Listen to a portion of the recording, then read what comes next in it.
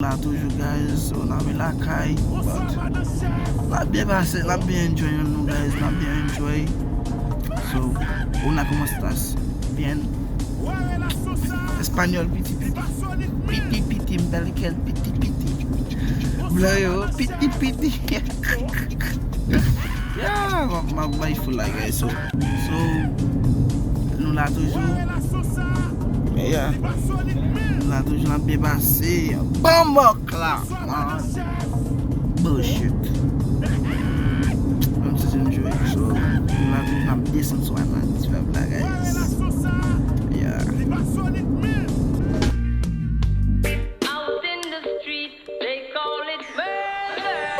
So welcome to Jam Rock, camp where the thugs them camp but a 2 pound now we did a van back. It in your handbag, your knapsack, it in your backpack. This smell like your girlfriend contact. Some boy don't know this. Them only come around like tourists, and the beach with a few clubs so this. Bedtime stories, and pause like them in Chuck Norris. And now know the real hardcore. Sandals and no back to the thugs them we do what them got to. And won't think twice to shot you. Don't make them spot you unless you carry guns a lot too. A mere tough thing come at you and change hard man stop laugh and block out traffic. Then them will land pop off and them start clapping. With the pin file long, it's a beat rapid. Police come in and jeep and them can't stop it. Belle fun guys, so I'm back with the camera now. Belle fun. Tu vis pas droite là? Bon, moi, Tu pas droite zo. bon, Tu vas prendre mon copie qu'on a machine va gina yeli.